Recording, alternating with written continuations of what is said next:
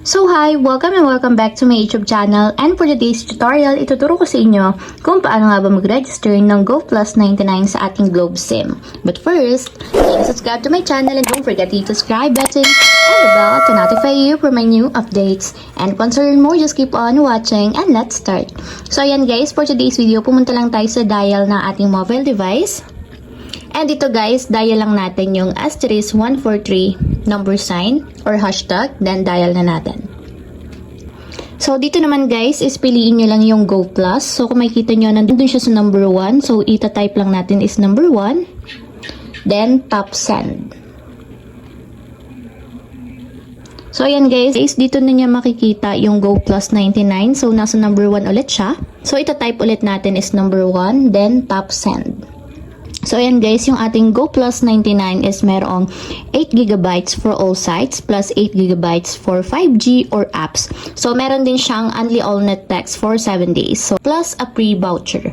So ayun guys, yung ating GO+99. So para ma-register natin, i-type naman natin is yung number 1 para ma-subscribe na natin yung load and then tap send. So, dito guys, is mamimili tayo ng app freebie. So, depende sa inyo kung gusto nyong piliin yung Go 5G, Go Watch, Go Share, or Go Play. So, para sa hindi nakakaalam guys, yung Go 5G is applicable lang yan. Depende sa lugar ninyo.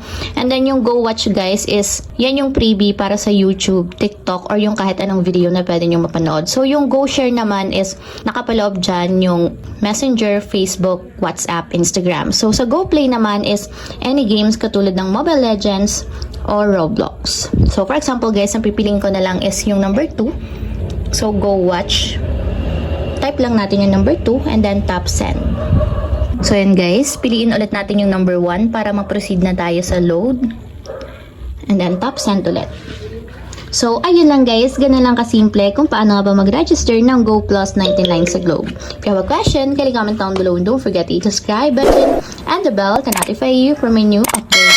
And thank you for watching! Living life, every day, late at night, not okay.